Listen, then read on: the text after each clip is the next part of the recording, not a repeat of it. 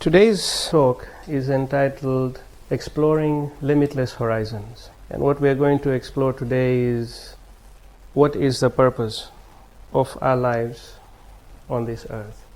What have we really come here to do? And what are the accomplishments that we must leave with? And to start, I'd like to quote a dedication from Parables from the Origin, which says that the origin is light. Light brings life. Life brings experience. Experience brings knowledge, and knowledge is light. That is the full cycle of life.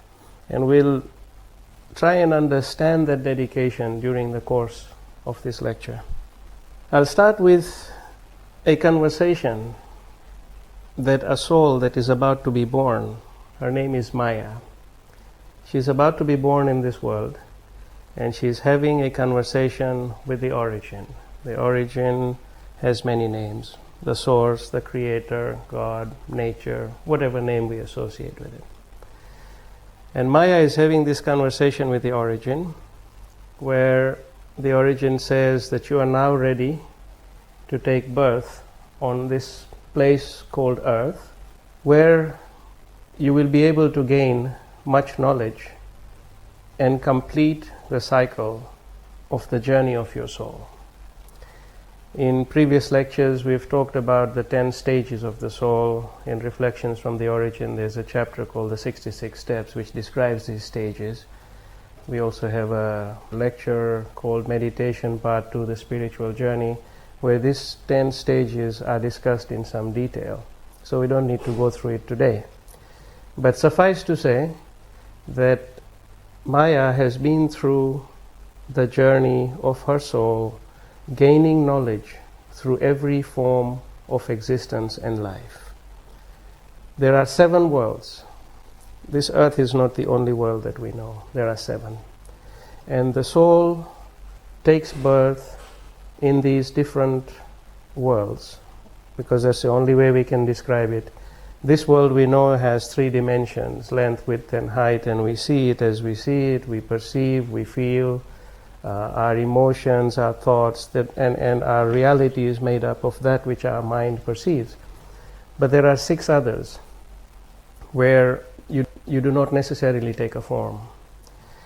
And so Maya had been through the 6 worlds, and she had learned a great deal, but to complete her cycle, because the last stage of the cycle is gaining ultimate freedom.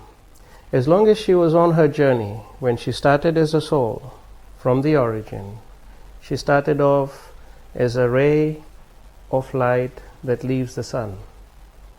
And through her journey, and when you look at the ray and when you look at the sun, the source and the ray, there's no difference, because light is light. And yet the ray is on its journey back into its source. But when does it complete its journey? When it gains ultimate freedom. That's the point of completion. So she is about to be born, and the origin says that for you to gain ultimate freedom, because you have learned everything you need to learn as a soul, you are in such a state today where if you say be, it is. You have got that power within you. But to gain ultimate freedom, I'm going to place you on the earth where you will lose all your freedom. I will encage you in a body. You're starting now as a soul with 99 senses. I'm going to put you in a body with only 5 senses. I'm going to take away all your freedom. I'm going to put within your body a mind, which will become another factor that will take away your freedom. In this world, I have placed horizons everywhere, which are limits, which curtail your freedom. And the origin says that within this world of horizons, within this world of no freedom, you can discover ultimate freedom. This world is the best place for you to complete your journey. And he asks Maya that up to now in the 6 worlds that you have been through, you have learned about my light, you have learned about me. And tell me what you have learned. So Maya says, the first law of your light is that you are the source. You are the origin. Everything emanates from you. Everything begins with you. Everything ends with you. And the origin says yes. And he says that this is the one truth that will be your key in the world that you are about to be born in. That since I am your source, since you have come from me, I will be with you at every step of this journey.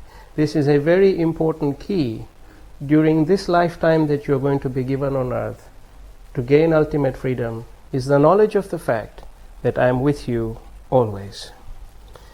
Then he asks Maya, what is the second law of my light? And Maya says, the second law of your light is you are perfection. Your light is completely perfect. It has no flaws. You are pure. You are perfect. And the origin says, yes, and you in this soul stage are perfect too. But when I send you in this world, I'm sending you in a world of complete imperfection. Nothing around you is perfect. And within that imperfection, you will discover perfection. And then he says to Maya, what is my third attribute? And Maya says, your third attribute is that you represent uniformity. Your light is uniform. It permeates through everything. There is nothing that can block your light. It can permeate through universes because you are uniform. And the origin says, and I'm going to send you in a world that is completely ununiform. It is driven by change. Everything in this world is change. It is the opposite of uniform. And in the midst of this change, you will discover uniformity. And he says, what is the next attribute? What is the next law of my light? And Maya says, clarity. Your light is pure clarity. It is not like the light of the sun. It is not like the light of any form that we know. For example, in this world, electric light has heat associated with it. It is not clear. It does not have total clarity. Yet your light is completely clear. And the origin says, and the world I'm sending you into is completely obscure. There is no clarity in this world. But only in the midst of obscurity will you find clarity. And finally, the origin says, the fifth law of my light, what is it? And Maya says, the fifth law is the law of unity. That you are oneness. That everything about you is completely united. Everything is one. And yet you are coming, and yet the origin says, you're going to be born in a world where there is no unity at all. In fact, one of the fundamental laws of science of the world you're going to be born in is one of fission, where everything starts from 1 and divides into 2, into 4, into 16, into 32. Everything from atoms to human beings to everything in this world is always ever increasing in dimension through fission, rather than having the unity of fusion. But only in the midst of this lack of unity will you find unity. So he says to Maya that the best place for you to complete your journey and to find ultimate freedom is in this world where I have set these horizons. And the origin says, I have set 10 horizons in this world. And at the end of each of these horizons lies me. So if you can transcend these horizons, you will discover me, you will discover ultimate freedom. So Maya is getting ready to take birth. And she wants to know about these horizons. What are they? And the origin says that a horizon is basically a limit. If we look on this earth, if we are standing before the sea, we find a point where the sky meets the water, and that is a horizon. Because in this world of three dimensions, our eyes are limited to that horizon. If we travel towards that horizon, then we reach another horizon. Because if you travel towards where the earth meets the water, you never get there. There's another horizon. And when you travel towards it, there's another horizon. So yet, while there are limits, they are illusions of limits. They are not real limits, they are illusions. Because that which is real, you can travel to and grab. But these horizons are illusions. So while we live in this world of horizons, which tell us we are limited, we are being limited by illusions. So, in fact, when we think of these illusions, it reminds me of a situation when I was in Vietnam. There was a boy, a Vietnamese boy, who had won the international physics competition worldwide, and he was number one. He'd beaten kids from everywhere. And so our company was involved in water treatment there, and we decided to give him an award of excellence. And so when we presented this award to him, I asked him, I said, "So how do you feel about this achievement?" And he said, "This is the maximum achievement that I'm ever going to get to. I have made it." And I said, "While I congratulate you on your maximum achievement, let me tell you a story about a teacher and a student like you." And I said, the teacher and the student were looking at the stars, and they said, "Let us aim for that star far out in the sky, and let's get there. That'll be our achievement." And so they travel, the student and the teacher, and they land on that distant star, and they feel they have achieved the ultimate, until the teacher says to the student, "Look up again. There's another star, and it's very far away. So this is not the ultimate achievement. Maybe the ultimate achievement is the second star." And they travel to the second star. But when they look up, there's yet another star. So there is no ultimate achievement. Success in life is not a destination, it is a journey. And so when you look at horizons, they are similar. When the great Buddha was of young age, he decided he was going to go around the world in pursuit of enlightenment. So what did he do? He left the kingdom of his father. Whatever clothes he was wearing, that's all he took.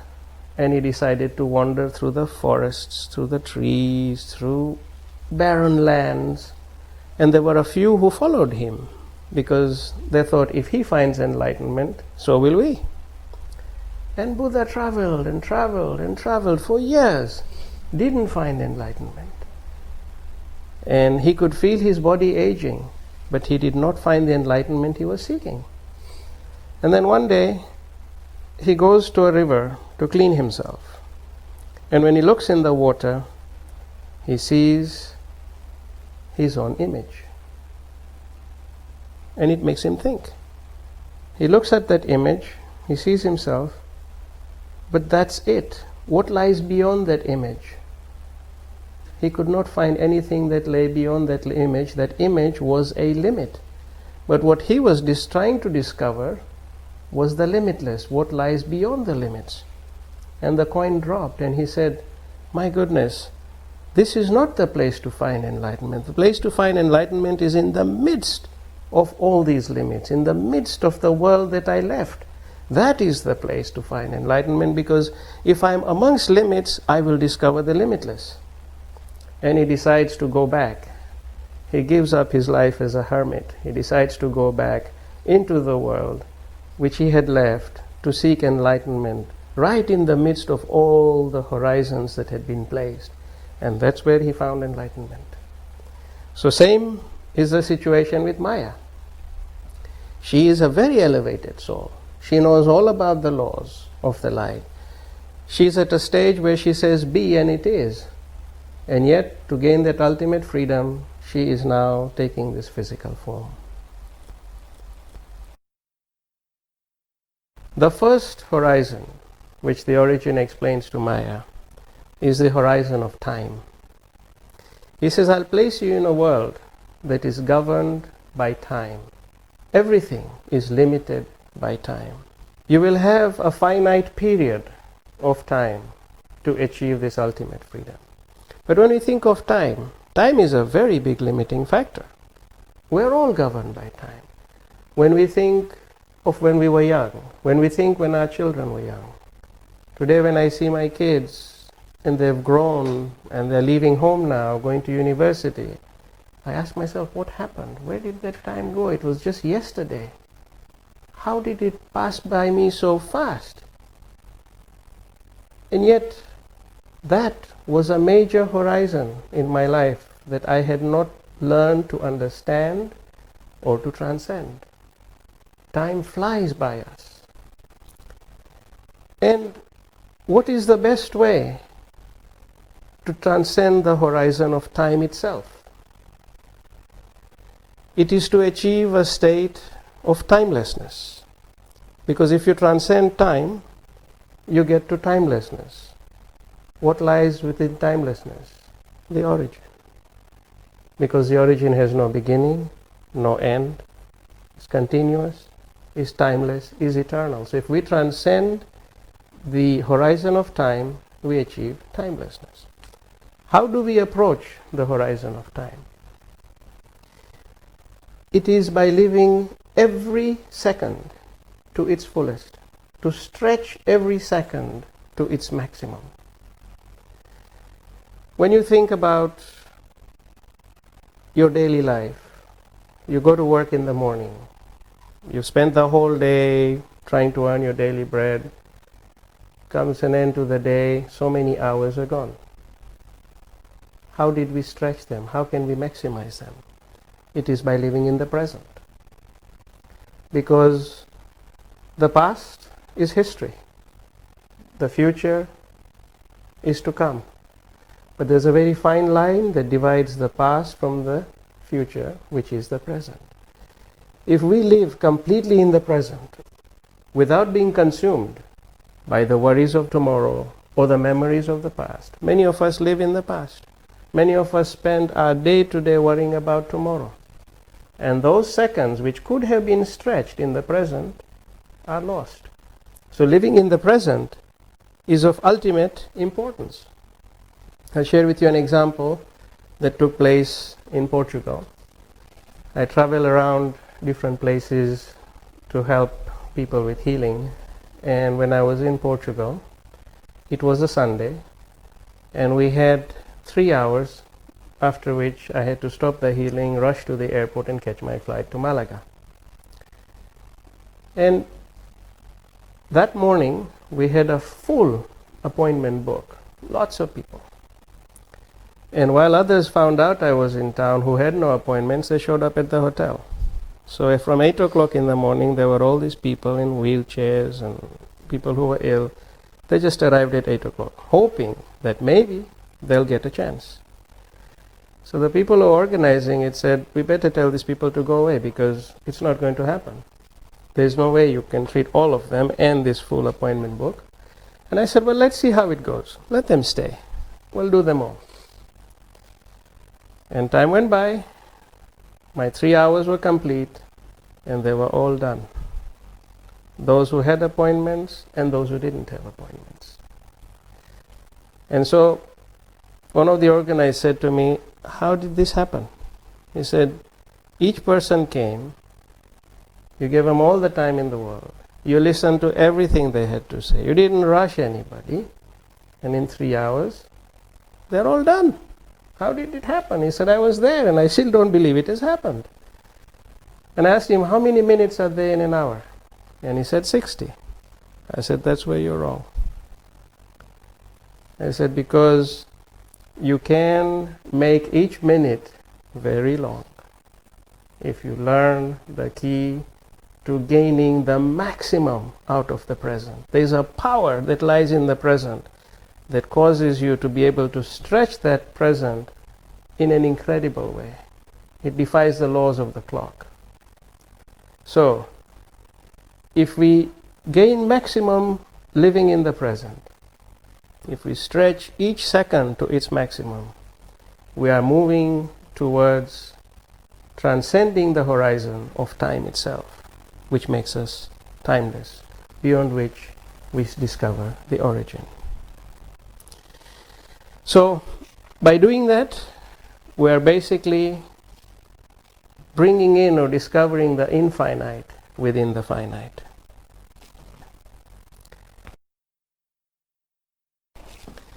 The second horizon is the horizon of the mind. Because, as the origin says to Maya, you are being encaged in this body with 5 senses, and I'm going to put a mind, which is going to tell you the opposite of what you are. What you are is a state of pure potential power, which is when you say be, it is. And your mind is going to tell you cannot be. So while you, who have the ultimate powers, are going to be in this body, you're going to be limited by a mind that will keep telling you cannot be, cannot be, cannot be. And within that, if you transcend the horizon of the mind, then where do you end up? You end up recognizing your true potential, which you are at now, which is be and it is. How does one transcend the limitations, the horizons of the mind? There are 2 keys to it. The first key is to remember the first law of the light of the source, that the light of the origin is the source, and that each one of us is connected to our source. And that was the promise that the origin gave to Maya, is that I will be with you always in this world of horizons. So if we were to exercise the first key, which is to take a few moments each day and meditate on our source, reinforce that connection. That connection exists with all of us, but the mind does not recognize that connection. But when we meditate, we transcend and we go in the direction of the light through the connection we possess. And through that, our mind begins to perceive. A lot of times we are guided all the time actually through that connection. How often have you found yourself about to enter into a situation and that little voice in you says, don't do it? When you say, yeah, but this is a great deal, I'm going to make a lot of money. But that something says, no, don't do it. And then you do it, you silence it because it's telling you what you don't want to hear. You go into it and it blows up in your face. Sometimes there are relationships where a man and a woman get together, they're going to get married. But that little voice is telling the girl, don't do it, this is not where you should end up. This is not where your golden ring belongs. And she says, but I've gone so far. Now I'm obliged. I have to go through with it. The wedding invitations are gone. Everything is out. This is going to be a major disaster. I have to do it. Inside that root, that connection to the light is saying, this is not your other half. But she silences it. She goes through with it, only to find out it was not right. So, when we think of the mind and when we think of the connection to our higher self, the practice of meditation is a fantastic key to really drawing inspirations to yourself every moment of your life. You will make correct decisions. You will recognize the presence of the divine in every second of your life. So meditation is an essential part of it. Okay. Not everybody understands meditation. Some people say, well, I'm too old. Now I'm 50 years old. When am I going to start? I've probably got 5 more years to live and I'll be gone. But meditation is such a thing that when you make that connection, it takes a second. You could have been trying all your life and not realize that true potential. Or you could sit there for the first time and focus correctly and make that connection. So it's never too late. So use that key to overcome the horizon of the mind, which is the biggest horizon to transcend. And what is the second horizon? The second horizon, or the second key, is the way we approach life, our attitude. the attitude that our mind possesses. If our attitude is one of be, then it is. If our attitude is one of cannot be, it's not going to be. Give you an example of a tropical rainforest. In this rainforest, there were lots of trees, tall, luscious, green, rich trees. And they had rainfall every afternoon, millions and millions of drops of rain falling down. And these trees are growing happily, and then at the bottom of these trees are smaller trees, and one day there is a drought. There is no rain. There is no more water. So these big, tall, rich, luscious trees start to panic. They say, we are not going to survive because the rain has stopped. There is no more water. We cannot live. We are going to die. And sure enough, they die because they've decided that they cannot live in the absence of all this abundance of rainfall. We are going to perish. And so they perish. Think about it in terms of our lives today. Think about wealth and those raindrops. We have abundance, it's great. Then suddenly we don't have it and we think, my God, the world is over. We are finished. That's what happened to the trees. They perished. But at the bottom, there were some trees that said, we will not perish. We will always be. They developed deep roots that went deep into the ground and found every droplet that was deep down. And they drew those droplets. When the forest was dying, these little ones became subject to attack by animals, because animals who were feeding on leaves now decided to eat these guys because they were the only ones who were green. So they developed thorns. I'm talking about the cactus. The cactus is a very special plant because even when you go in a desert landscape where there's nothing, it's a symbol of life. The cactus said, I will be. And it developed its thorns to protect itself. It dug its roots deep down to find every droplet of water, and it survived. Whereas all those rich, tall trees who were majestic, who looked like the kings of the jungle, perished. These cactus lived forever. So we have to think like the cactus. If we run into difficulties, let's talk about the rainfall as being equivalent to resources. Let's say financial resources. We run into difficulty. We panic. We say, my God, our world is crumbling. It's over. We're not going to make it.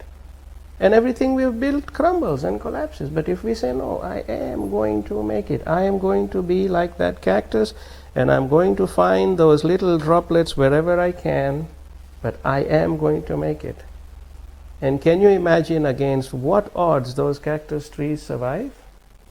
Try walking in the desert one day and realize that in the harshest of environments, those little ones survive. And so we have to be like the cactus. And when we run into difficulties, let us not lament. Let's not say it's over. Let's say we possess the power of be, so it is going to be. And we make it. And where are our thorns? Around us, in our lives, we are always surrounded by those animals that came to eat those few green trees that were left. But these are not animals that physically come to eat us. These are circumstances. There are people that bombard us with negativity. There are people that tell us we are never going to make it. There are people that tell us cannot be. And we have to develop thorns against them. We have to develop a thick skin. Whereas we listen to them, what they say bounces off our skin like water off a duck's back. I had a very close friend who said to me, you can never accomplish this. Cannot. And each time I proved him wrong. Every single time I proved him wrong. And when I met him recently, I said, have you still not learned? So develop those thorns, develop those thick skin. Do not let those negativities penetrate us. That's how we can be like the cactus. So, the horizon of the mind is really a very big horizon. Before we go on to the next horizon, I'd like to share with you a little experience I had in India. And there was this little boy, it's about 15 years ago, 20 years ago. This little boy comes to me and says, I cannot beg from you, but let me clean your shoes and you pay me. And I looked at him, a sweet little boy, and I said, I tell you what, go ahead, clean my shoes. So he's cleaning my shoes. And so I asked him, where are you from? He said, I live in this area. And I said, so, who's in your family? Because I thought this kid should be in school. And he said, I have 5 siblings, and, my mother goes to work. 3 of my brothers and sisters go to school. But he says, I go out to work every day and I clean shoes. And he said, at least 3 of my brothers and sisters are at school. So he keeps cleaning, and then so I look at him and I said, and so what do you want to do with your life? Where do you want to end up? And this boy stopped cleaning my shoes and looked up straight into my eyes. And he said, I will be a great man. In Hindustani he said, Hum bada aadmi banega. And I looked and I believed him. What he said was completely contrary to the circumstances he was in. Here's a kid cleaning my shoes for 1 rupee. How can he become a great man? And when he said great man, he meant, I will be a great man. Everybody in the world would have said, this guy will not make it. He will keep cleaning shoes until, he grows older and then maybe goes to work in a factory and maybe A, B, C, and D, but he is destined to be ordinary. And yet when I looked in his eyes, the way he said it was be. He said, be, and it is. I will be a great man. And while we don't know what happened to him, I'm willing to bet you that out in India is a great man today who once cleaned my shoes. That was the power of his spirit. When we look at what the origin is saying to Maya about the mind, the limitation of the mind, gaining freedom, I think we have to also put into perspective what we see. For example, we see people in a famine in Ethiopia dying of hunger, and we say, my God, it must be their karma. They must have done something wrong, and that is why they are being punished. Oh, it's so harsh.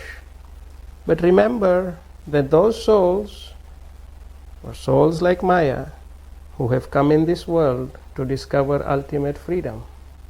And they have chosen this path of severe engagement, severe circumstances, within which they will transcend and break out and discover ultimate freedom.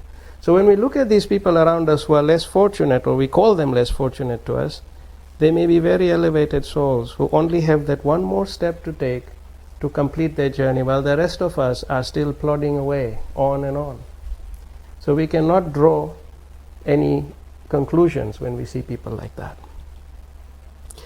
There are people who are born in extreme wealth, but under such difficult circumstances, and we look at them and say, gosh, I feel sorry for them. But they have chosen their destiny. They have chosen this part of their life in this world to gain ultimate freedom, to complete the lessons. And perhaps those people in Ethiopia who were dying of hunger had chosen to gain ultimate freedom from the most strongest of pains and pangs one can imagine. When they transcend it, they've completed their journey. So we cannot generalize. We cannot look at people and say, this is punishment, this is good, this is bad. Because each soul comes to transcend those 10 horizons. And depending on which horizon that one has to transcend, one picks those circumstances. The origin says to Maya, the 3rd horizon is the horizon of resources. What are resources? What is the limitation of resources? Resources can be wealth, can be intellect, can be capabilities, can be skills. All these things are tools, they are resources. But they are horizons, because if we don't have them, we believe we cannot achieve. But they are illusions of horizons. So, when you transcend the horizon of resources, when you go beyond the limitation of resources, where do you end up? You end up in abundance, which is the origin, the sum total of everything. But how do you transcend the horizon of resources? We are always pressed by those limitations.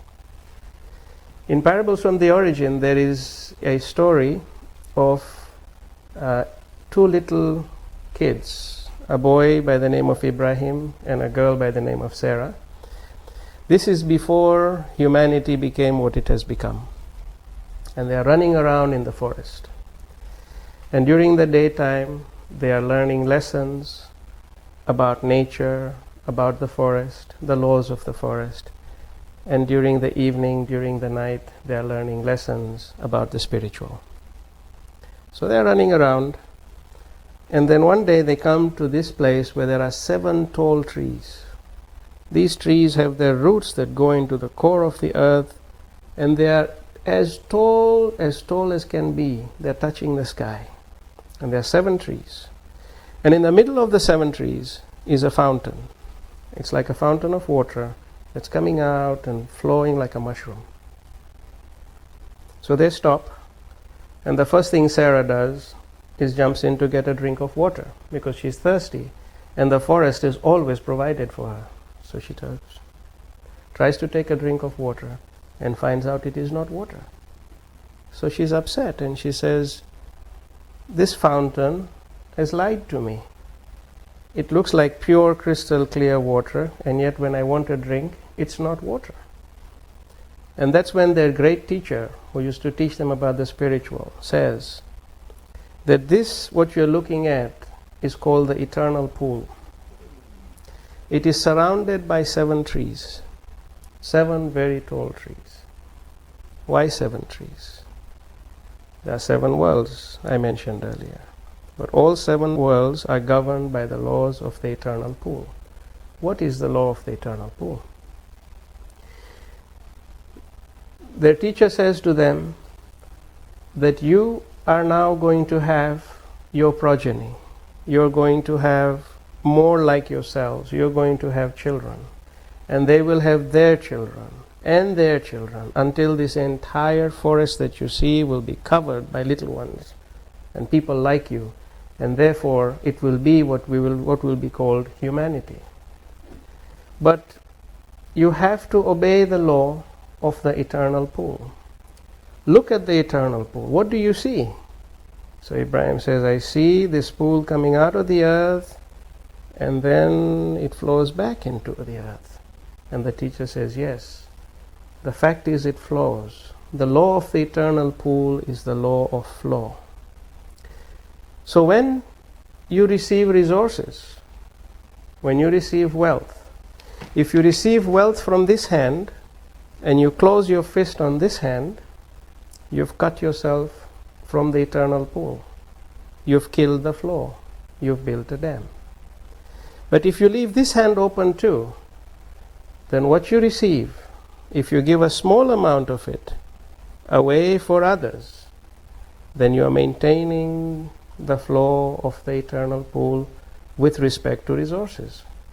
This is why the great religions have what is called tithe or zakat, or different, they're called by different names, where a small percentage of what you earn, sometimes it's 5, sometimes it's 8, sometimes it's 10, those are just numbers. But by giving that small percentage away for the good of others, we are completing the flow of the eternal pool through us, and therefore we always have access to that flow in our lives. So when we give, we're not doing anybody any favors. We're doing ourselves the greatest favor by being a part of that circle. It doesn't only relate to wealth. If you are a doctor and you have certain skills and you help somebody without any direct gain to yourself, you have given. You have completed the cycle. If you have wisdom and someone comes to you for advice and you sit with them with compassion and give them advice, then you have given of your knowledge. You have completed the circle of the eternal pool. But the day you stop giving is the day you cut yourself from the flow of that pool, is the day when your resources dry up. So if you find yourself in a situation that is very, very difficult, you ask yourself, am I obeying the laws of that eternal pool? Am I giving a part of myself towards the benefit of humanity, towards the benefit of others, the plants, the trees, whatever? Am I giving a part of myself so that I am within that flow? If the answer is yes, then you shouldn't be in the situation you're in. If the answer is no, then start looking and start thinking about the eternal pool. And generally you will find that as long as that flow is maintained, and remember, this law applies to all the 7 worlds, the 7 trees. So it's not just for our world. So if you can transcend the limitation of resources by using the law of the eternal pool, you end up in abundance. And at the level of abundance is where the origin lies. You see? So as we exchange monies every day, we buy, sell, this, that, those are all gifts for us to be able to complete our journey. We don't look at it as that. You see? And I'm not saying that you go out tomorrow and give half your wealth away to somebody. No. We have to be wise about these things. But we have to always ask ourselves, am I completing the cycle? And in the places you are not completing the cycle, that's what you will find is lacking in your life. And it's quite easy to fix. But one has to think and start. The 4th horizon, as the origin says to Maya, is the horizon of love, of bonding, of relationship. Sometimes when we love someone too much, they become a limitation, and we become a limitation to them too, because we cling too tightly to them. And therefore, the limitation of that bonding, of that relationship, when we cling too tight, becomes a horizon. If we are able to transcend the horizon of attachment, then we end up where there is limitless love. And limitless love is wherein lies the origin. And what we'll do towards the end of today's session is we'll actually perform a meditation on how to achieve detachment from the horizon of love and bonding. It must not be misconstrued that you must stop loving. No. But it must be well understood that do not cling tight to everything that you love, because you stifle others at the other end, you stifle yourself, becomes a horizon. And if you truly love someone, you must be willing to set them free and let them go. That is the truest expression of love, because if you're willing to set someone free, if you're willing to give freedom, you will gain freedom. And interestingly enough, when you're willing to let someone go that you dearly love, you actually gain them forever. So the horizon of love, of bonding, of relationships is actually a very difficult horizon for us all to even consider transcending. But remember that at the end of that horizon lies limitless love, lies the origin. We go to the 5th horizon. So the origin says to Maya, this 5th horizon I have placed in this world is the horizon of pride and power. Pride is a major limitation. How often do we see people who say, I can't do that because it's beneath me to do that. Or, I'm above and it's too low for me to even consider doing A, B, C, or D. Pride, ego, is a major horizon. It stops us from doing. Sometimes when that little voice in us says, do this, when inspiration tells us do it, and you say, no, but it's below me to even consider doing that. So pride and power are major limitations. When we think about ourselves, we have to think about ourselves in 2 dimensions. We are like the speck of dust that is facing the universe. If you look at a speck of dust, it's tiny, it's small. So we are the smallest of the small. And yet, when you put your eyes into the speck of dust, what do you see? You see the entire universe, the largest of the large. So, the smallest of the small is ultimate humility. But when you recognize largest of the large, there should be even greater humility, not pride. One very useful exercise, perhaps to perform once a year, is to take a walk in a graveyard. Just walk and read the tombstones. And you will see, for example, a CEO of a Fortune 100 company buried here, great accomplishments. And then you will see next to him a janitor who perhaps cleaned the office building of this CEO. And then you will see the gardener who tended his garden. So these different situations, from kings to slaves, they all end up lying together in that graveyard. That is a very sobering thought when you walk there, to realize that what happened to these powerful people? What was the meaning of their lives? Where did we all end up? We all ended up completely equal. So that walk through the graveyard is a beautiful reminder, if you are suffering from strong ego and pride. Beautiful reminder to tell you where you're going to end up as a physical form. When you look at the work of the great prophets, look at Prophet Muhammad. He received the revelation of Islam. And he brought it amidst a world of incredible power and pride of the Quraysh people.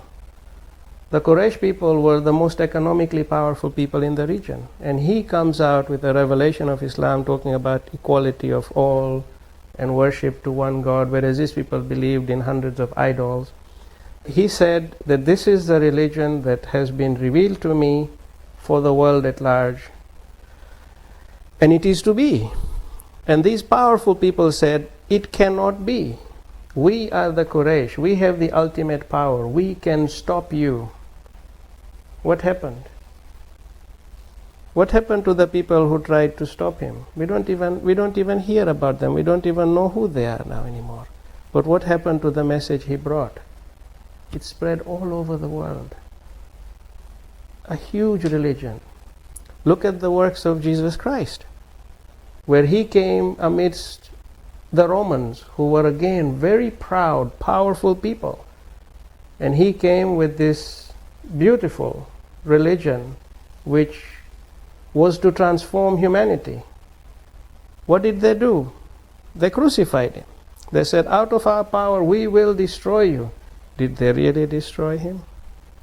His work lives forever. What happened to the people that were so powerful that crucified him? We don't even know who they are. Irrelevant. Look at Moses. Look at the Pharaoh. Extremely proud and powerful man. Moses receives the revelation, brings forth the faith. The Pharaoh says, I will destroy you. I will stop you. I am the ultimate power. What happened? Moses even parted the oceans and took his people across. His teachings, his works lived forever. Those with pride, power, and ego, we don't even know anything about them today. So the horizon of pride and power is a major limitation that must be overcome. And when we find our ego coming in the way, a walk around the graveyard is a very sobering exercise. The sixth horizon is the horizon of death. It is the ultimate horizon, when your life comes to an end.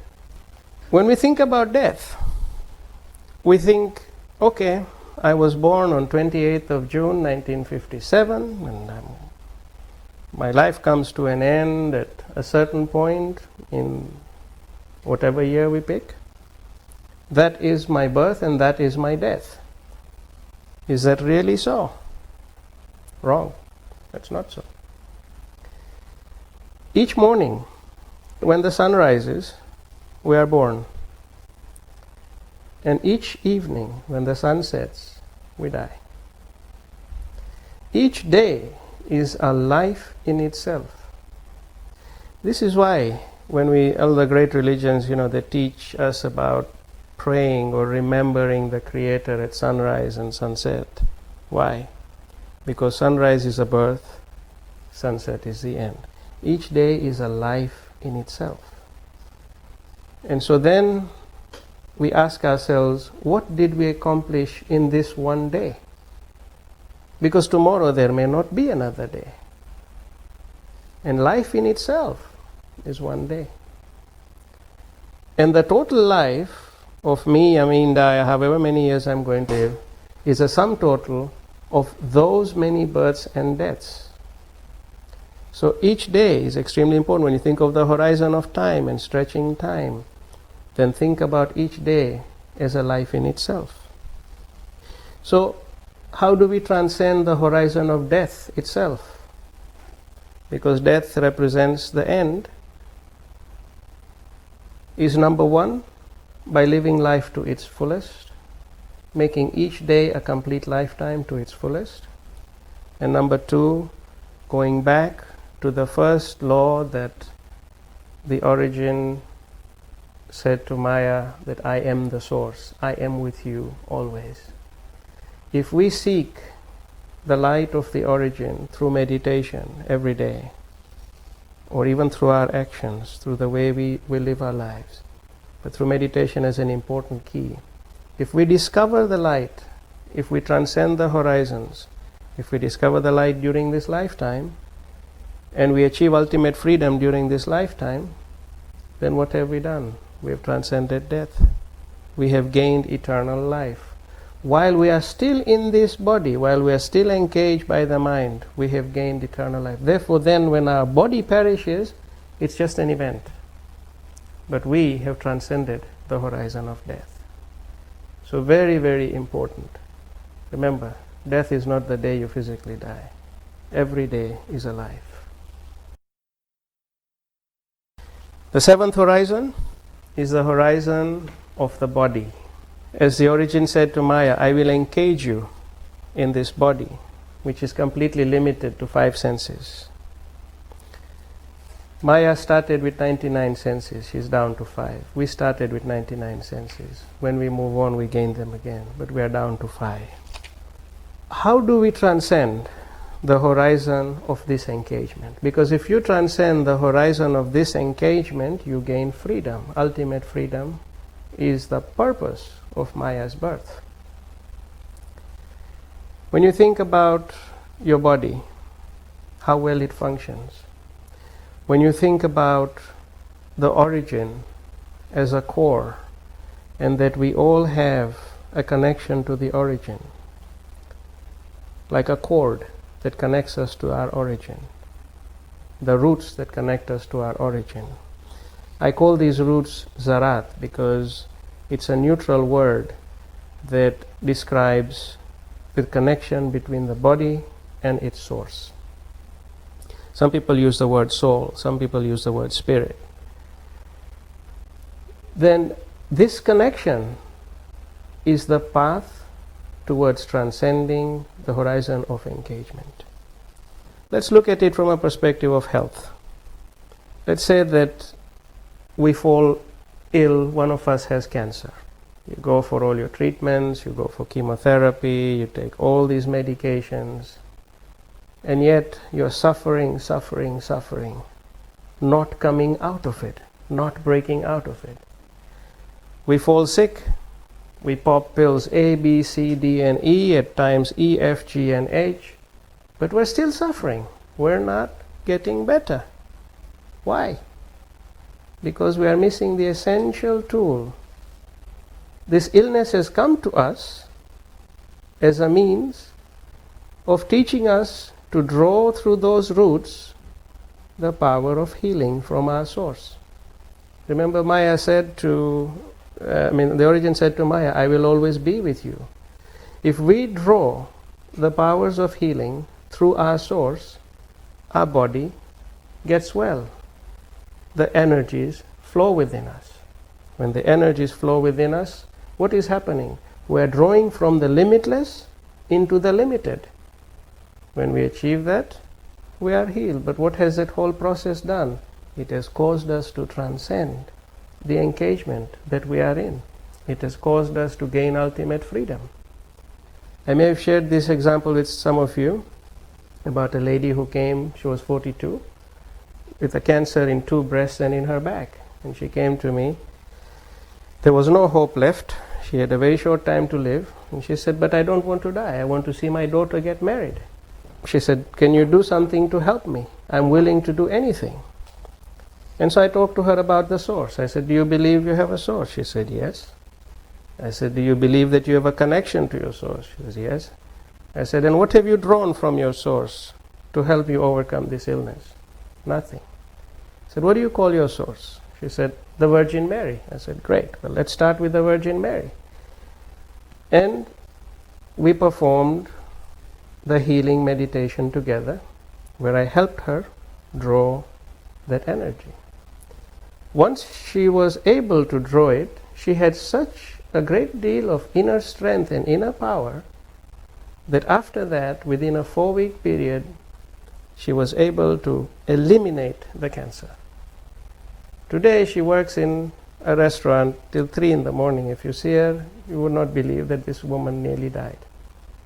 But that illness actually caused her to transcend the horizon of engagement through the body. The illness came to her as a gift. So when we are suffering, rather than feel really sorry for ourselves, we have to ask ourselves, why am I suffering this? When I was in Maya stage, did I choose that to gain ultimate freedom from engagement, this was a horizon I had to master? Did I choose this? Yes, you chose it. But now, we have forgotten that conversation before we were born. We have forgotten. From the moment we were born, it's over. But if we build and use that illness as a means through which we draw the energies of the unlimited, then we have transcended engagement. Then we have gained ultimate freedom. Then we don't need to come back again. Our journey is over. So even when we suffer illness, we have to look at it from that point of view. There are many ways for us to assess engagement, and I could talk for days on it, but this is a good example of healing. Depression is another case where I treat a lot of people with depression, and they only need one treatment. Why? Because what is causing them depression? Either physical illness, pain, or emotional stress, or difficulty, business not working, this is not. The mind is saying cannot be, cannot be, cannot be, cannot be, and they are depressed. And as soon as they break through and travel up the routes that they possess, each one of us possesses, into their source, and they receive the energy from the light, they are not depressed anymore. Why? Because they have now had a flavor of be, and it is, as opposed to cannot be, and they heal very quickly. So all our illnesses come to us with a very good reason, and sometimes they come to us as gifts if we are able to gain and learn from them to finish our journey. If we don't, I bet you'll be born again with the same problem until you finally learn. 9th horizon is the horizon of physical distance, geography. We say, I cannot do this, I am limited because A, B, this is far, I am here, it is there. Physical limitations of the way we find ourselves. And yet, if you transcend the limitations of these physical spacings and distances, then you transcend to the level of the infinite, that which is not limited, wherein lies the origin. You can sit today here, and in 5 seconds, if you've been to South Africa, for example, in 5 seconds you can be in South Africa, and you can see, and you can think, and everything, and you can be back. Just power of thought. Power of thought can transcend all these physical barriers and limitations. Now, if we take that example, and extrapolate it. When we find ourselves physically limited, we are able to transcend this horizon. This is a relatively easy horizon to transcend. I remember when we were looking at having our house built in the States, and the architect came to me and he said, "What type of house do you want?" And I said, "In order for you to build the house that I want you to build, you have to understand me." And I said, "My first level of existence is the inner me. What is that?" I said, "To me, it is humility. I am a humble person. My second level of existence is my body." So when we're talking about the limits, we are now crossing these limits. My second level is my body. So everything my body projects must project humility in the way I act, in the things I do, in the way I dress. Then I go to my third level, which is my home.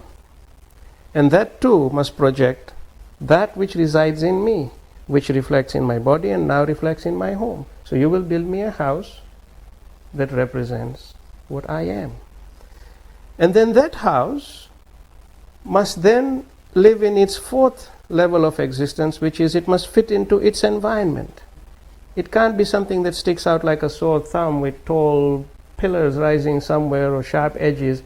It's got to flow into the environment, because I am humble, my body, my home, into the environment, and then the fifth is from this environment into the universe itself. So that which begins with me projects itself right into the universe. It's true about all of us. So when we talk of physical limitation, I am limited to A, B, and C. No, we're not. We have 5 dimensions to the limitlessness. And we have to think that way to traverse. And when we cross that, therein lies the origin. And the last horizon is the horizon of rituals, traditions, customs, religions. Religions, rituals, traditions, they can actually be a gateway to finding oneness with the origin. But if we understand their essence, if we say, this is the only right way, that is wrong, this is the only way, we're going nowhere. We are limited by those ritualistic traditions that we come from. A good example is in the rainforest in the Amazon. They have had no rain. And these 7 dancers dance around a rock, praying for rain. But why do they do it? Each one of them, deep down within their essence, is seeking rain. And the 7 of them get together and combine their force as they dance around seeking rain, and through the power of their essence, it rains. But if these dancers were too worried about my step should be like this, and then I should take that step, I should take that step in the dance, there is no rain. So, if they follow essence, the result is there. If you get too bogged down with the how part, you are limited. You see? So, this is something that some of us carry very strong ways of thinking from childhood. So, it's not something we change. But if we find ourselves unable to achieve because we are limited by the how part, then we have to stop and say, are we dancing around the rock worrying about our steps? Or are we dancing around the rock seeking from pure essence, bringing down the rain? In our lives we may wish to bring something else. So that horizon of, and sometimes it's ingrained, cultures are ingrained, traditions go from father to son. They are a source of enrichment. They make us what we are. They should be treasured, but they should not be limiting forces. We should be able to flow and think above them as well. And that's where transcending that level takes us to the level of the essence, wherein lies the origin. So, these are the 10 horizons. Maya is about to be born. She has learned these lessons. And the origin finally says to her that when you are born, you will forget this conversation. You will not remember this conversation. But within those 10 horizons, with all the tools I have given you, if you work with it, you will gain ultimate freedom. And we've all had that conversation with our origin, but we just don't remember. So we have to think about it.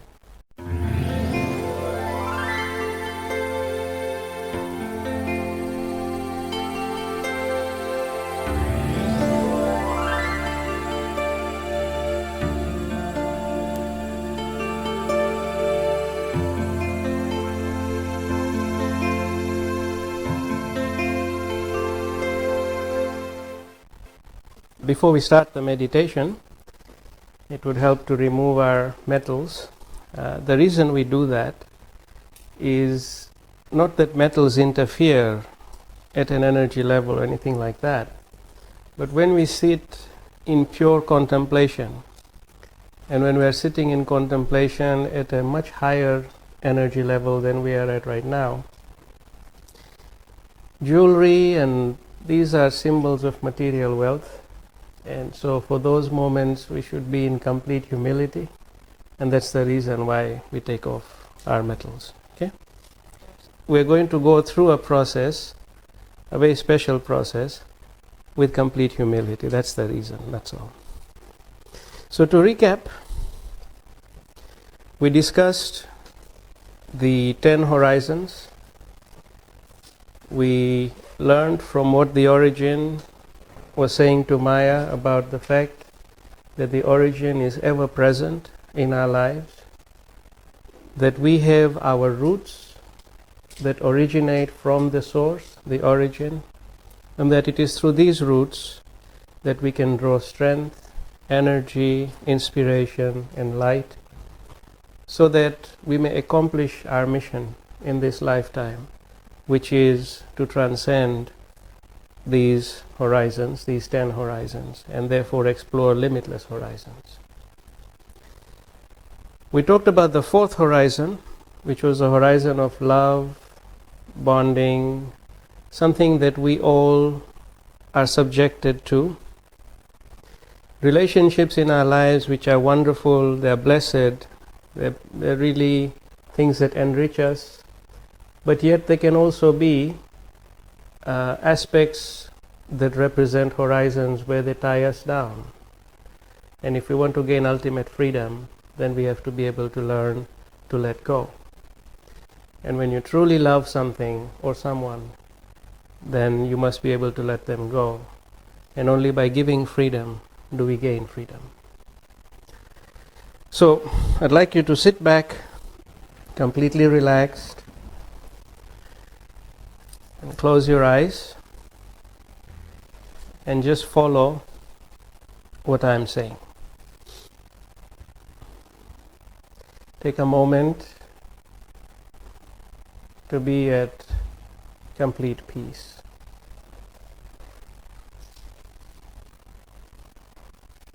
Just breathe normally, be completely relaxed, and we're going to take a little journey which is going to bring to us, to teach us about gaining ultimate freedom.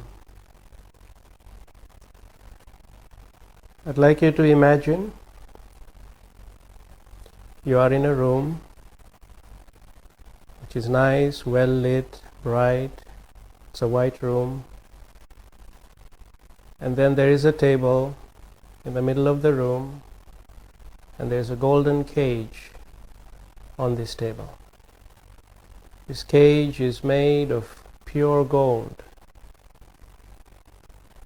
and even at its corners there are gemstones that shine so brilliantly. It is a cage that encages something very precious, something very expensive. Look at this cage. Take a moment to study it. Look at the fine gold, the gemstones, the carving, the beauty of this cage.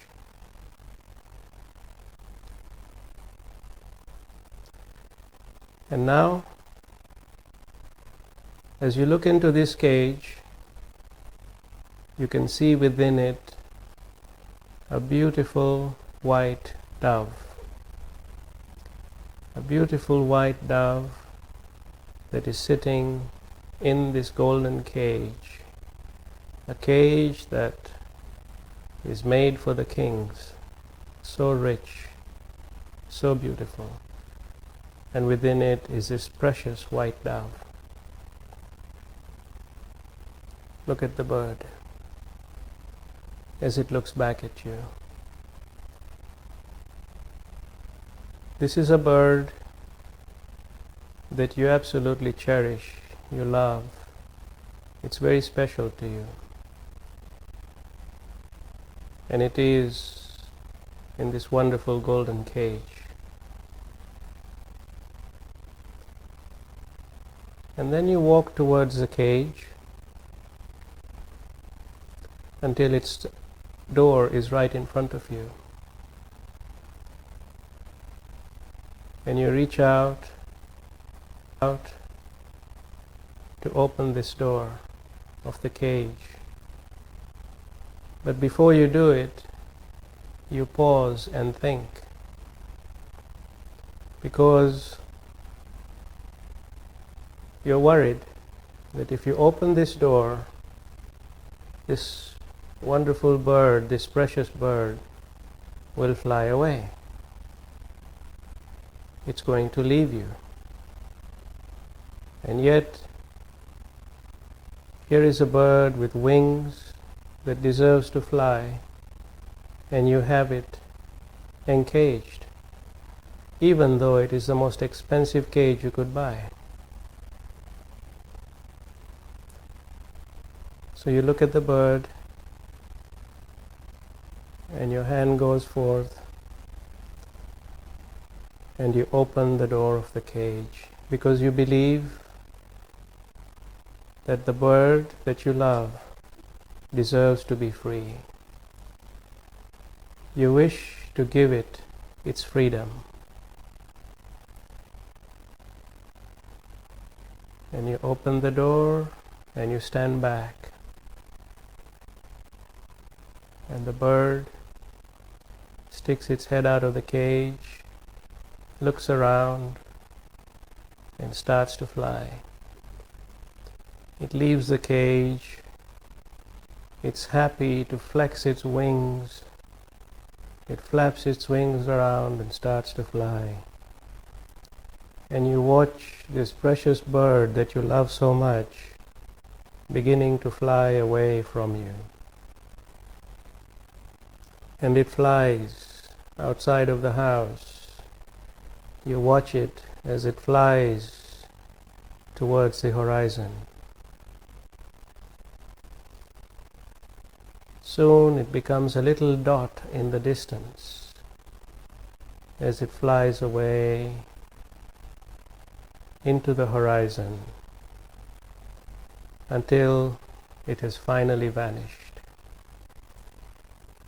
The bird that you set free from its golden cage, the bird that you gave its freedom to, has flown away into the horizon.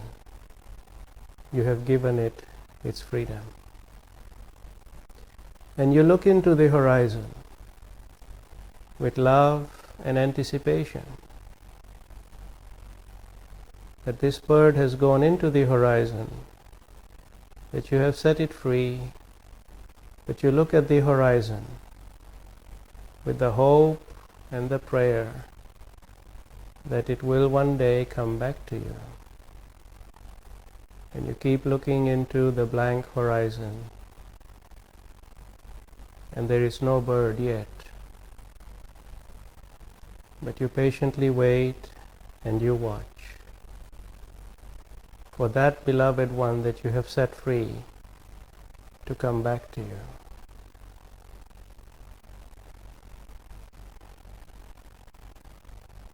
And as the sun gets brighter, as you look into the horizon, from the light of the sun, you start to see in a distance the dove flying back towards you. It is only a little speck, but you can see it flapping its wings and coming towards you with speed and grace. You can see it flapping its wings and coming towards you with speed and grace. It flies closer and closer and closer to you. It enters the room where you are. You were standing at the window looking out.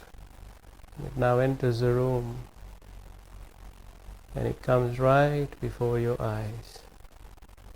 You see this beautiful, majestic white dove in front of your eyes.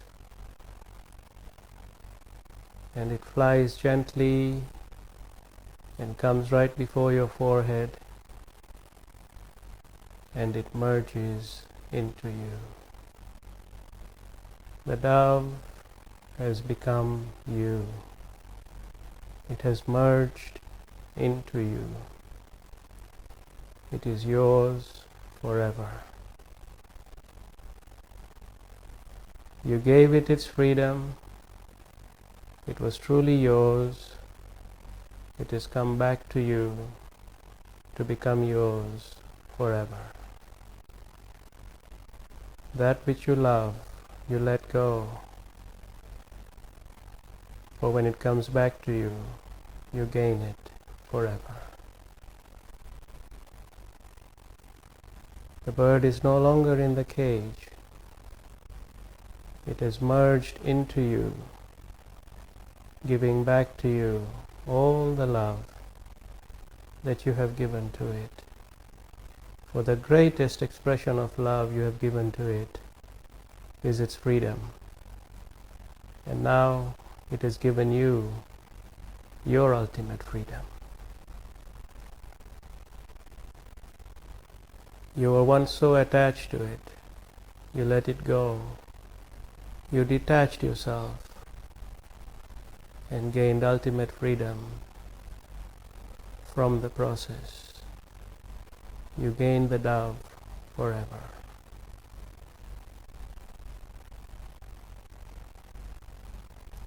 Feel the joy, the delight that comes from gaining that which you love in complete freedom, with no attachments, pure freedom, pure love.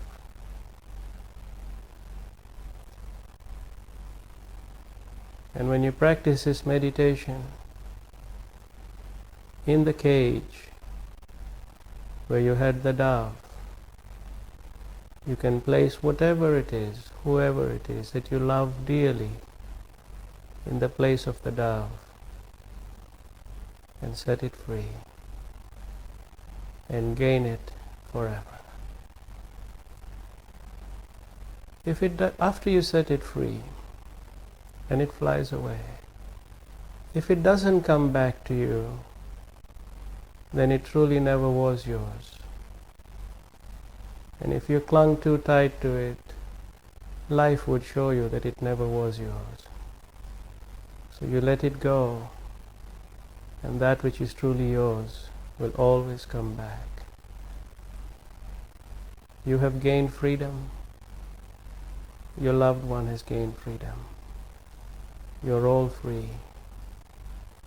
That is pure love.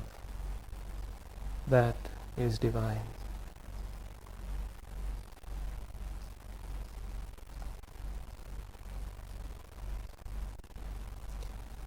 You may open your eyes.